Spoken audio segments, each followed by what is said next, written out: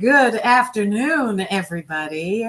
Welcome to the Brownstone. I'm Paulette, and you are in the Brownstone Worldwide Studios. This is the Lunch and Learn Hour. We're talking today about Brownstone's best business reviews. We are enamored with our current guest today. We're just going to talk briefly about this wonderful individual and who he is. We're super excited to have actor DaJuan Johnson in the Brownstone today. Listen, you guys have seen him. You know you have. You remember Detective Pierce from Bosch? I'm sure you have. Wait a minute. What about Grey's Anatomy? Oh, there's more. Brooklyn 99, Bones, The Asset. Let's talk about some movies as well. Caged Animal and My Life with Boys, which he actually directed, guys. Listen, we're talking about theater. We're talking about Daytime Emmy nominee and ABC Talent Showcase participant, DaJuan Johnson, that is coming to the Brownstone. Without further ado, let's go ahead and bring up DaJuan Johnson to the Brownstone. Welcome. Thank you so much, Paulette. Is there any way that I could have you follow me around and introduce me as I walk into rooms? I know that's weird, but I'm just gonna We'll just say put the request out there. put the request out there, see what happens. Yeah, I love this. I love this for us that you're here today. And thank you for taking time out of your busy schedule to come and hang out with us. First of all, I'm going to be honest. I have not heard of Bosch until you and I met. Really? So we're actually friends, y'all. Okay. Yeah, so I hadn't heard of Bosch, but when I did, I went back and I watched all 7 series. It was that good. It's that good, guys. And so I had an opportunity to see you in your element, and I got an opportunity to see you change through that. But that's not the only thing that you've done. That's where I think people remember you. I'm going to say mostly. And so we've had conversations about that where you've been out and you'll hear somebody yell out, "Detective." So let's talk about that. How did you end up on such an amazing long running show like that? And what was that experience like for you in the beginning? I think when in the very beginning, you don't know that it's going to run that long, especially with the landscape of television right now. A lot of shows don't get past the second season, honestly, maybe even the first. And so, it's a real funny story because first of all, you got to see Baby DaJuan. If you started, that was a decade ago. You really got to see Baby DaJuan and my growth over that series. I went in there for one day of work. When you saw that pilot, I went in there for one day of work, and I didn't know if I were going to come back. I didn't know what was going to happen, but what happened was my work was so great that I'm not tooting my own horn. It's okay to do that. But the producers and the directors had said, "It was such a pleasure cutting your footage. We'll see you soon." And so I grew into that. I was there for 1, and then all of a sudden I was there for 6 episodes that first season. And they just upped me, and I kept coming back. And then you knew when people started stopping you on the streets and saying, "Are you, Officer Pierce, or are you Detective Pierce?" At that time, you knew you were on something great. It's very humbling. It's very interesting because I'm going to be honest, I prayed for these moments of that level in my career that somebody would appreciate my work, like I do. And so being on it it's been a dream. It's been a dream. And going on to do the spinoffs has been a dream. Okay. Wait, you don't know about the spinoffs? Yeah, well, actually, I do. So, You're in it. You're in it. Yeah. Yes, I'm invested, and it's over with. I close the door. The kids don't bother me because I wanted to really get into it. And so I was kind of sad when Bosch ended, even though we know that I did an entire, I think over a weekend, I watched everything, right? Yeah. Sometimes I was cooking and watching it, or I was, doing laundry and listening in and so forth, but I got it in. And so as a viewer, the disappointment is the season was over, or seasons were over, and I could go back and watch them again. What's it like for you knowing that it ends, even though life does that, right? So what are those plans after that? Do you ever think about Yeah, that? I think one of the things about me is I try to be in the moment as much as possible. Because I think one of the things that we do is we miss beautiful moments because we're always thinking about future. Like when this ends, what am I going to do? What's going to happen? Mhm. And I know that is a response that people have. Well, when this is over, I should have something planned. Um, I'll have to say, and again, what I think everybody will start to know about me is I'm very honest. Yeah. When that ended, I actually went through a major depression. You know what I mean? I went Mhm. through a major depression because of that was my identity for 7 years. That Yeah. was how people knew me for 7 years. And I still, to this day, get people stopping me on the street, in the grocery store, in different states when I'm there, like Yeah. walking up. It doesn't matter. And so what I had to do was take a little bit of time for Mhm. myself to grieve that that character, to Wow. really just grieve that moment because I Mhm. didn't get to see the same family anymore. The people I Mm. sat with for Mhm. 7+ years. Mhm. I didn't get to see Mhm. that and really just say thank you and be in grace that I got to do that role. And I just had to stop for a second because again, we go, go, go, go, go. Mhm. Right? We don't take that moment.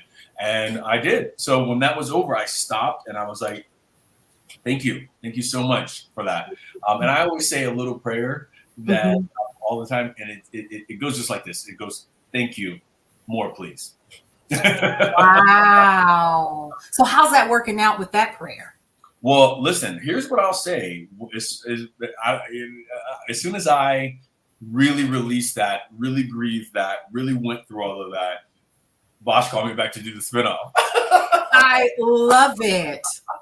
And then I went to NCS Hawaii, and then I Yeah. went to NCIS regular. So I went and did a little bit of work outside Mhm. after the life of Bosch. But Okay. sometimes you got to bless and release. Right. We hold on so tight to Blessing. these moments. We're like, oh, this is the only moment I'm gonna have, and Yes. it's Yeah. not. It's not it. It's not Mhm. it. Mhm. So Mhm. I'm very thankful. I'm very thankful for Bosch, and if Bosch is reading this right now, any of them, you can call me anytime now. Anytime. Anytime. I'm ready to come back. Yeah. And so here's something else too. First of all, you're an amazing actor. And I don't say that lightly because I've seen some stuff out there. So let's rewind a little bit and let's start with how DaJuan Johnson ended up as a performer. Because I'm going to stop saying acting because I got called out of no, I'm not an actor. I'm a performer. There is a difference. I have a myriad of different, right? So how did you end up in this space anyway? Was this something that you dreamt of or it just kind of fell in your lap? Well, I don't want to, being black isn't a monolith, so I don't want to say take this lightly what I'm about to say, but this wasn't a chosen path, meaning what my mom saw me doing. Like I was supposed to be a lawyer or a doctor. Black people Oh, didn't really go into acting where I come from. yeah. Yeah. And so my mom was like, you want to act? All right, act your way to law school. And I was Okay. Yeah. but I kind of snuck away in college and ended up, taking classes that, got Mhm. me into acting. But Mhm. like if I could take like about 10 years before that, I would say that I've always been a performer. And if my mom, which I've had her on my own podcast, she would say I was causing a scene when I was very young. I love to perform. I love to do it. I've been, in The Wizard of Oz was my first play when I was Okay. in seventh grade. And then I Mhm. went on for I really just enjoyed it Mhm. so much. But again, there was just no direct path to the arts Mhm. Mhm. for a black man. It just I wasn't. see. And I it see. just wasn't. And, once my mom saw that I was really serious and then she wasn't paying for it anymore, she was like, go do you. Go do you. Right. Right. Made a difference, right? Okay. Okay. I just loved it. I think the idea of look, I never dreamt of being a rocket scientist. I Mhm. didn't think that I was going to cure cancer. Mhm. My mind, that wasn't it. But I knew that my doctor, my rocket scientist, was acting. And I Yeah. can shift minds through storytelling. I Mhm. could shift Mhm. hearts through, my performance. That's what Yeah. I love to do. Yeah. I can make Okay. people laugh with that stuff. So I've always wanted to do that, you Mhm. know? I Mhm. do that. And I don't know if this is PC. It's okay to liking to, but I really related to Will Smith. Like Wow. a lot of the stuff that Will Smith, when he was in his book and what he was talking about, really Mhm. rings true to me about Mhm. like trauma responses and stuff Yeah. like that. Why we Yeah. did it. So yeah. Right. Right. Oh, I love that. I love it. And so you ended up out there and worked. And so were you taking those odds and end jobs? Because I hear the stories, right? And I too am from entertainment, just on the other side, on the audio side, Ooh, maybe I'm right? gonna get you to sing today. Maybe Yeah. maybe you'll get me to do a jingle or something. Don't Right. We'll do a jingle together. come Yes. on. If we can get you to redo that scene from Grey's Anatomy, you got We'll it. talk. We'll talk. We'll There talk. you go. All right. So I've heard the stories. I know what I've done in the past. I've waited the tables while I was, in between gigs, or, not traveling and singing and performing and producing and all of that, and taking calls. Thank you for calling so and so and so, blah blah blah, and doing radio commercials, anything in between. So as a performer and getting into the industry, I never hear that it was just like a one set flush and then boom, I was in. Those are very, very rare. So, how did you balance out living your life, doing the things, and focusing on your craft to get to where you are now? Hmm. It's a great question. I wish I had an answer for you. I just like stepped into LA and I was famous. So Yeah, only the one. I just Only. next question. Next question. Okay. But the real thing there is and I'm very honest, very vocal and upfront about this, is that I waited tables for 15 years. Mm. I was a bartender in the entertainment industry. I'm sorry, in the restaurant industry for 15 years, and in one place, and I had felt like I had served America Mm. at that place. Wow. All of America had come through that one bar in 15 years. Yeah. And, but that was my job for that. And I did all the other things, to make it, I Mhm. call it my investment jobs, because they Mhm. invested in my career. Absolutely. Yeah. Yeah, Mhm. I did that. And it was just because I was raised to always keep something just in case, Mhm. right? Just in case. So, I did that. But one of the things that I realized while I was there one day is that if I keep telling the universe that I have a just in case job, that is exactly what the universe is going to give me. Mm. And the universe kept meeting me, and I always made my bills, and I always had something when things were low, just in case. But what I didn't have is that faith, that belief, that trust that I was going to make it. I was going to do it. And so I had all of that stuff. And then one day I thought to myself, because everything you hear around you is don't get something until, don't buy your house until, don't have kids until. Yes. And I was like, what is until? What if I never make it? What if these things never happen? What if I never make that? And so I just shifted my mindset one time. And I was thinking, I'm going to quit this job. I'm going to set a date and I'm going to quit this job. And I remember it clearly because I was scared. And I remember you say, do it scared. And I said it on my birthday. I think it was 2013, May 6th of 2013. I'm going to be done with this. In January, I'm going to give my notice. I had a plan. Right. And I put it into action. Because one of the things that nobody talks about is when you're at these places, these jobs, there's so much negative energy there. It is. It's so much that are keeping you at bay. And I was like, you have to see more for yourself. Yeah. And I saw more for myself and I quit. And let me tell you, I quit. I'll never forget it. I remember being there saying, going up to customers and they're like, hey, is that you on the screen? I had a commercial running. I was making 6 figures and stuff. 6 figures already. And I kept that job. Why? Just in case. Wow. And I remember, and I was like, yeah, that is me. Do you want fries with that? Wow. That's the way it went. And so you were living in two realities at the same time, and you finally just said, and see that. So I'm gonna go here from a perspective, because see, I thought we were kicking it. We're hanging out, right? So listen, you brought up an excellent point, right? So like one of the things that I really like to discuss when we're talking about this kind of thing in metaphysics, is one of the things that we do often is, just like you said, the just in case. We're going to hold on to this just in case. But what we're doing is because there are so many multiple infinite possibilities and probabilities for us, we continue to straddle that fence and get stuck because we keep looking back yesterday, when that right now experience, we're also walking in that as well. And we can not really, because like it's honestly like straddling a fence. That kind of, it's uncomfortable, right? You're going to keep tripping and falling, but which side are you going to fall on is the question.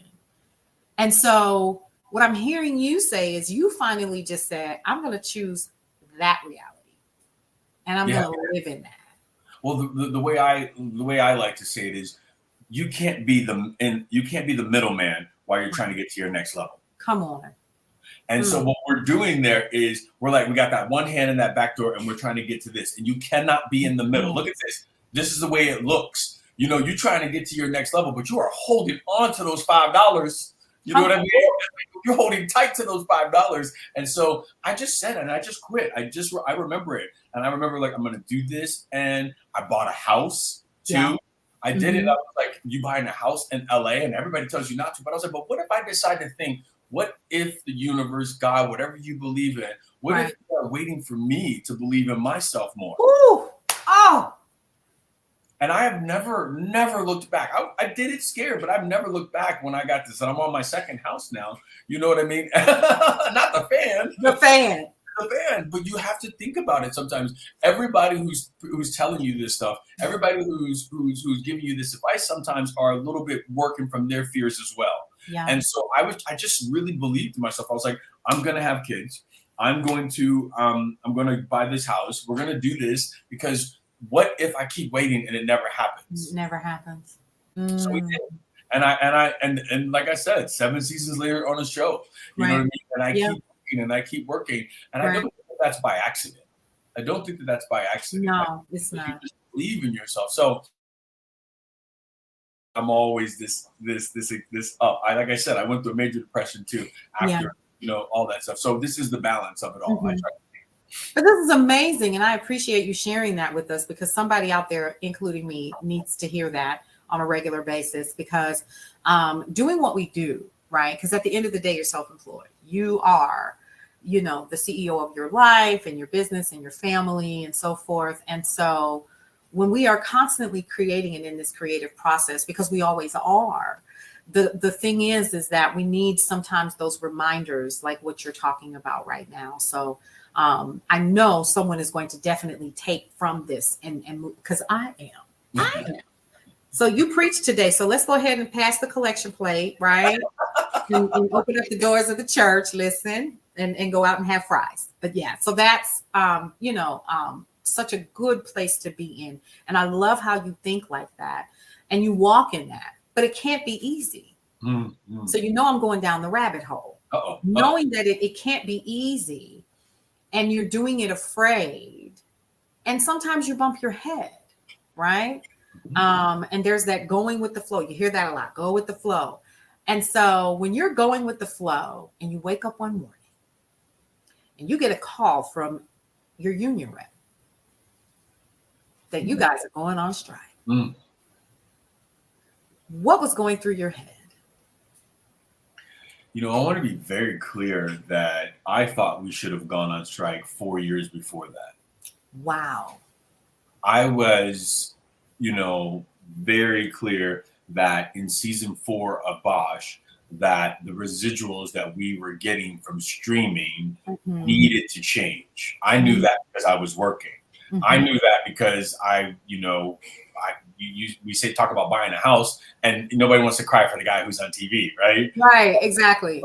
But here's the thing about that statement, and I get it, is that when you understand that the pie is so much bigger than the sliver that you're getting off of your back, then you start to understand that we should be getting more. And I can't explain this to everybody, right? Yeah. But I can fight for, the union here. And what we should have been doing is we should have struck 4 years before that. We did not, because we were getting ready to go into a pandemic. Right? I see. but we should have started to have this conversation beforehand. So when I got that call, I was really excited because again, I've been working these contracts, and I understand. We pulled the wool back, and you got to see. Sure, somebody's like, "Oh, you're making 10,000, 20,000, 30,000 up an episode," but then people are breaking that down and say, "You're looking at this way. This is what we really take home." Right. And so I want a bigger piece of the pie. If somebody else is making $1 billion off of something, right, if I can go to, here it is. If I can go to the other 49, 50 states in America, right? I can go there and people can recognize me, but I can't pay my bills. That's a problem. That's a problem. You're absolutely correct. If I can go overseas and somebody can say, I've seen your work in Germany, I've seen your work in different places, Ireland, I can see your work there, but I can't pay my bills. That's a problem. That's a problem. So I'm not gonna lie to you. I am for, and I was for the strike. Now, let's get real. Let's pull the mic a little closer for this one. Yes, let's do that. I didn't expect it to go on so long. Right. Absolutely. I didn't expect to be out of work for, we were on strike for 7 months. The de facto strike started 2-3 months before that. So our whole 2023 was basically, a wash for a lot of us. That was hard. It was hard mentally. Yeah. It was hard physically, emotionally, mentally, because now you're thinking, who am I again? Right. And I was like, damn, I just went through this because you can't be working on your goals. I'm like, okay, here we go. Yeah. What do we do with this? Right. And I think hearing this, and thank you for sharing, one of the things that I think I saw a lot of were you all out there with your picket signs and expressing those concerns, even with something that a lot of industries are really starting to use, and that's artificial intelligence. So now we're talking about them wanting, whoever them is, but we're going to say that, wanting to use your image and your likeness even after you're dead. Right. And so it's kind of like, how do you expect me? This is my face. You still want to get paid off of my beautiful brown bean footage? Are you serious? So I cannot fathom any organization, any company thinking that is okay. And also, can you fathom money? Yeah. That's what they're doing. They're not, it becomes less of a, like, we're talking about it from emotional, personal thing, right? Yeah. They're talking about it as when we're going through a strike where they think it cost the California economy $10 billion, where the head of Netflix bought half of a ski resort during our strike. Wow. So, so as you finish that sentence, you can't fathom. It's like, the people are making millions of dollars, and they're like, well, you should have went and be something else. The acting maybe isn't your thing. And it's like, you should have been a CEO or something like that. Right. Not, from my perspective, and it's very limited, everybody. It's very, very, very limited. It's very limited. We can't say I can't fathom that because they're not thinking about that. They're not. Yeah. It's all about the money. It is. And it's not about you as the individual. And so I've seen so many folks out here now, people of color specifically, indicating that they're not making, and they weren't able to pay. I saw Billy Porter saying that, one young lady from The Pink or whatever that movie was, the thing on Showtime was called. God, I feel so bad. She actually went online and showed her royalty check. Oh, Orange is the New Black? Well, the young lady, she's one of the dancers on a show that's on Showtime. And I'm embarrassed, but I think it is called The Pink. Okay. And she was showing her royalty check, her actual, like, hey, here's your residuals right here. And she was like, you all think that we're out here getting rich. Here's my residual. And I think it was like 37 cents. It was insane. And so do you attribute that to the streaming issue that's currently going on? Because like the same thing is happening. I'm going to give you an example. So I get royalty checks from my time in the entertainment industry. When you were singing? When I was singing full time. Mm-hmm. DaJuan. Y'all, I'm gonna get her to sing before this is over. Let me just get her to sing. Just keep warming it up. Me. So when I was singing full time, of course, and the projects that I were on and so forth, that I was on and so forth, royalty checks used to look really good, and they were more frequent, right? So if I was in between work, I could balance those funds out. Not now. So like, you know, I'll be lucky if I'll get 2 per year. Yeah. You used to get them quarterly, and way back in the day, you got them even if they aired you again and again and again on a television show like Soul Train or whatever, you got a check for that. Not anymore. And so now you have like iTunes and all of these others that are taking these big chunks. You got Spotify, like 0.00017 cents every time you play my song. Yeah. That's insane. How are you guys making it? How are you all making it? And I'm learning that so many of us are having to find, you know, those multiple streams of income. So I'm bringing that up because is that something that you have had to do? Knowing that you've had this career, right? And knowing that, you know, you've purchased your home and you had all of those things, were you as impacted as others? And even if you were not, you weren't bringing in, you know, funds on a regular basis. And then of course, those residuals, now that we've discussed it, folks, now you know, most people aren't getting those big checks like they say. What was that like? Yeah, it's very interesting. The world that we live in, that we are not extremely happy for those individuals that make more money than us, right? That, you know, I was just talking about that. And I think it's really hard for people to feel bad about residuals because they don't fully understand this residual money coming in. Right. But again, we're talking about, so let's just use a round number of $10,000. If you're making $10,000 in the medium income in the States is $26,000 or $30,000, like you're already made a third of what they're making. So they're like, you're going to get residuals on that. Then it doesn't make sense. So, but I just want to explain to everybody that people are making residuals off of us. Like Friends ended 20 or 30 years ago and Friends is still on. Living Single ended a little bit like 20, 30 years ago and it's still on. It's still on. And they're still getting residuals from that. So I just wanted to take a second to just explain that part. Yeah. One of the things I did when I was in my first season of Bosch, I was meditating and I had really gone hard to get this role and I got it. And I realized I was like, there's still something missing from me. And so I meditated and I asked and I said, what else is possible? Use me. That was my prayer. That was my meditation. And it came up. I've always liked working with people. So what I started to do is I started getting a lot of people asking me, how did you make it, DaJuan? Can I take you to lunch? Can I take you to coffee? And there is just no possible way to do all of that. And so what I did was I created a company. I created a business called Think Bigger Coaching, and that became my investment job. And it also became where I could pour my heart and soul, and I could do this. I could talk to other actors. And what I really like to say is I like to send the elevator back down.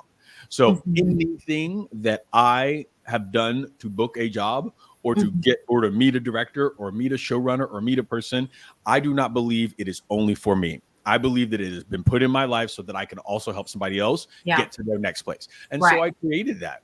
And so when things are shaky or rough or anything like that in the industry, I still have my coaching business that I created for actors. You know, and because I believe more than anything, and I think the strike highlighted this. Yeah. We must diversify our income. Period. Absolutely. I 100% agree with you. And you've done so.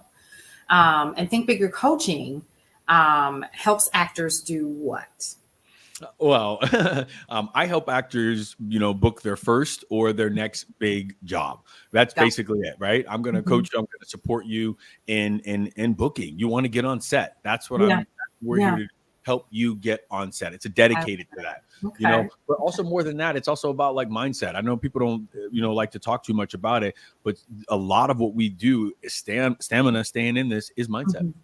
Mindset. Absolutely. Even in the lean times, right? Even in the lean times. Because it's been lean, especially, for those of us who are still receiving those residuals, and you're looking at them like, I can't leave this for my grandkids. Right. So yeah, but that's good stuff. So Think Bigger Coaching is your we're not gonna call it your side hustle, but your other stream. And that's a good thing. Because you do help spinning. It keeps me from spinning too. Yeah. Right. Is my mic working well? It's good. Yeah, you're fine. Yeah. It keeps me from also spinning. And so when the industry that I have chosen is a little bit volatile, and it is up and down in music and art, it's just up and down to anything. It also gives me some place to creatively put myself in to serve more. And so it's really, really great for that. Yeah. Okay. Very good. And that's really awesome to hear. And so we're really excited, first of all, because let's talk about this. You're on the cover of Brownstone Living magazine for the month of February. So we're going to let you have your acceptance speech for that. How you feel about that? Because this is huge for us, right? Let's talk about that. Like the great Niecy Nash said, I'd like to thank me. Yes. It's really huge. That was a beautiful speech because I don't think anybody knows how much yourself or any other artist, what we sacrifice, or anybody, what you sacrifice. But when you stick to it and you're like, I believe in myself. And so to be here is such an honor to be on the cover of this. And I expressed to you, this is my first big cover. I've been on a cover before, but I've been featured in the back. But to be on this means the world to me. And to be on it, can I say this? I'm going to say it. You can edit it, but I'm going to say this. Just to be on the cover of our people, the people that look like us first is amazing. To be in a space where I have always been so supported by Black women. You know what I mean? That's like a backbone. But to be on it, so other Black women are seeing and supporting other Black men and kids and all that stuff. Absolutely. I'm just giddy. I'm just giddy about that. You know what I mean? Right. I love that. And I'm going to say, I really appreciate you for taking the time to come and hang out with us today. We could go on and on, but what I want to make sure that we do, for the grace of your time and for the Brownstones, I want to make sure that we let people know where to find you. And that's on Instagram at DaJuan Johnson. That's where they can find you. Number one, follow all of the fabulous things that you have going on. And of course, follow you at DaJuanJohnson.com and get your litany list of all the things that you've done and going to be doing and where you are and so forth. So let's talk about that. What's coming up for DaJuan Johnson? Wait, you forgot to say turn on your TV. That's where you can also find me. On your TV, let's find DaJuan Johnson all over the place. Suits, Grey's Anatomy, and all that good stuff. Grey's Anatomy, yes. Let's talk about that. Real quick though, I want to make sure I said something in that intro. I did an Emmy. They did an Emmy campaign that was backed by ABC, right? Okay. I wasn't a nominee. I don't want anybody coming for me. We're in the age you're coming for us, right? Yeah, yeah. Okay. Still in itself an honor. That was such a great role to be able to really do Grey's Anatomy. And I went into that and I thought, I want to show a different side of Black men. We always have to show hard and we have to show these, I wanted to show we get emotional when our wives, our kids, when things are, I wanted to show that. So there is snot, there is tears. I'm hopeful. I get crushed. All of that happens in there. All that happens in there. And I want to make sure that I showed that side because I felt like, you know what, we can be hard or everybody else can do something else. I want to do this. So, that being said, you know what? So now, wait a minute. I opened the wrong door, y'all. I opened the wrong door. You did. So in that, when you're in that moment and you're in front of all of these folks. First of all, how many people? So like when we shoot something here called the Sunday brunch. We have a team of like 4 and our cameras and lighting and so forth. And I'm able to, present because I know these people, been working with them. Right. And, but when you're in that mode, like when I saw the episode on Grey's Anatomy where you lost it and I'm crying with you, right? Like my throat is, how you get that lock right here and it's like, I'm going to cry, and I bawled with you. What is that like doing that in front of people who may not know you? Do you just like zone out? Do you just like... You zone out.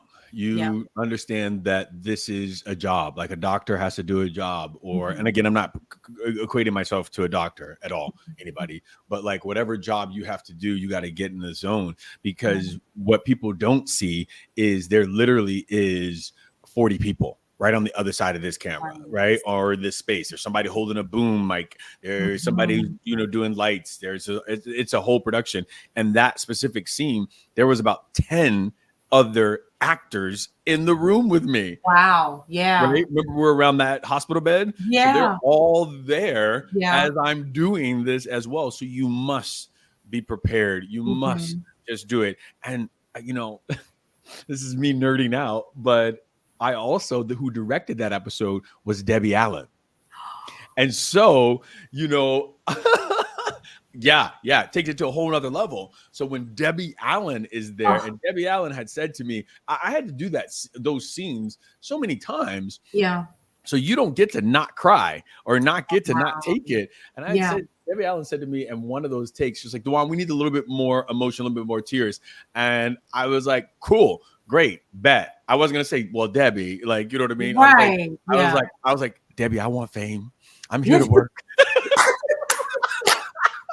And right here is where I'm going to start paying. Right here. I was like, I want it. And so I love it. And I went and did it. But it's a little bit more pressure. I think the job there is not to have tears. The job there is to show the humanity between this couple here that is watching. This man is watching his wife die, or is watching his wife have her last moments. That is the reality. And if you stop and you take a breath, I can put myself back into that space. Yeah. I can hear the beep of the hospital thing, beep, the thing, the accordion going up and down when she's breathing. Yeah. And I can just like go into it. She had a trachea thing. And you just start to focus on all of that stuff. And all of a sudden, nothing else matters. Nothing else matters but what we are doing here. And that is what we do as actors. We don't have time. We're not reading scripts and doing that. I am just locking in, because when you do stuff like that, then you get on Twitter once it airs and people say, I love how you captured that moment between that. It reminds me of when I was in the hospital with my dad, or it reminds me of, that love is really true. And so that's how I know I did my job. Yes. You know what I mean? And so absolutely. That's really, really good. And you become a different person. So to have these conversations, and when we've, walked to Chick-fil-A or, kind of hung out and you want fries, I'm going to get fries, right? Or we're just having those moments where we're at a bar and we're just like, I don't need fries. He doesn't eat fries, y'all. He don't eat fries. I eat the fries. Can you tell I eat the fries? Yes, I eat the fries. So when we are hanging out and we're doing those things, and then I see your work, that shows me how into what you do is important for you, because I am seeing Detective Pierce. I am seeing the husband and the wife having, their last moments together. I'm seeing those. And damn, you're good. You're good. Thank you. So bravo to you. Yeah. So I don't see myself as that actor, right? When we're kicking it, when we're with friends and stuff, and we're with people, I think that's the misconception of the old actor, old day. That day is gone. Like, and I just kick it with people, and I have to be aware of that. Sometimes you've never made me feel uncomfortable. I want to say that, or anybody around me, but sometimes it just shifts for people. It shouldn't shift. Like, I've been on the floor with you. I've been sitting, we've been in the trenches, and that's okay. I just really try to lead with my heart. That's it. That's all I try to do. And you are amazing at that. That's what I love about you. Now, I've met some folks, honey, and I'm like, do you realize your pants get put on the same way that mine do? Like, yeah, you know, I mean, but I guess when I work with Viola Davis, y'all can't tell me nothing after that. Okay. I'm gonna act up. I'm gonna act a fool when you see me after I work with Viola and you like, DaJuan, I'm gonna keep walking and then I'm gonna be like, I don't know. And you know what I'm gonna do? Oh God, you got receipts? Never mind. Let's cut this off. Interview's over, y'all. Right. I'll be like, what do you think you're doing? Yes. But and I love it. So what is coming for you next? You know, right now we just got out of the strike, and so to be completely honest, we're trying to figure out what the industry is doing, what's going to be happening right there. And my personal goal is, one, to always take care of my mental health. That's number one. That is it. Number two, I am looking to. I have a mentor, Bashir, who said to me, DaJuan, I want you to have more control over your career. Yeah. I want to take you in, and all the ideas that you have, you want to write or want to put into a script form, you know, we're going to start working on something like that. So that's really what's next for me is, you know, writing a little bit more so that I can just shift gears. I've always wanted to direct. I want to direct more stuff, and I want to go into a different space. And so, you know, acting will always be my number one passion. I shouldn't say that. It might not be. I might shift into another season of my life. It might be directing. It might be writing. Absolutely. It might be. I need to stay open to that. Look at that right here on your thing. I just had a transformation. You said it. Yes. He spoke it, y'all. Universe. Yeah. You heard that? Mm-hmm. Yeah. So it is confirmed. You are expanding. Mm-hmm. And that's what we're here to do, is to expand as people living in this time-space reality that we call the human experience. Mm-hmm. And so you have done it well, my friend. Thank you. Ladies and gentlemen, you and I have been graced with the presence of the one and only DaJuan Johnson. Stick around for a little bit, DaJuan, afterwards, so we can go over some final details with you. Here's what I want you guys to do. Make sure that you are sticking in with us at brownstoneworldwide.com. We also have Cityscape Radio, which you see behind me. Are you listening at cityscaperadio.com? Did you download it and listen on the app? Did you do that? Oh, there's more. Wait a minute. We also have officially the Founders Circle, which is a part of Brownstone Worldwide. You got a business that you're looking to build some credibility with and do some fun things with. Most definitely give us a hit, a holler, or whatever at the Founders Circle at brownstoneworldwide.com. We're definitely excited to give you more information about that in the next coming episodes of the Lunch and Learn Hour. But it's a great way as business owners and coaches and so forth to help build their brand credibility and to be a part of a growing community of people that are already a part of the Founders Circle. So just wanted to put that in there before we wrap. You guys, is there anything else, DaJuan, that you want to say to our audience? I do.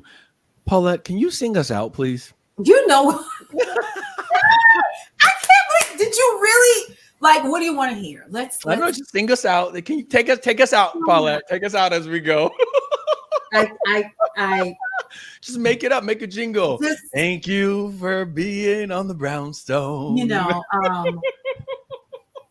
oh my! Hey, you all, I do this for y'all. I did this for y'all. You don't have to sing a real song, just a little ditty. I know you make up stuff all the time. You call me and you're like, "Hello."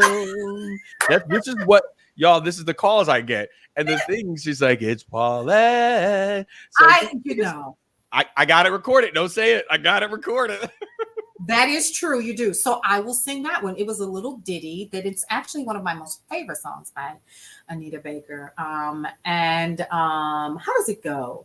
Ooh, and then I'll say my favorite phrase at the end.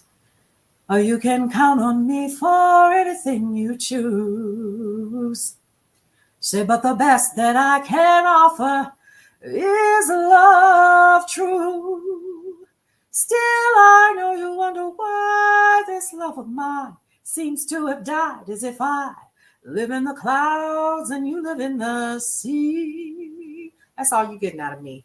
You're guys. welcome, everybody. Have a great one. You're welcome. We will see you around on the next issue and episode of the Lunch and Learn Hour, Brownstone's Best Business Review. We'll see you around. Take care, everybody. Have a great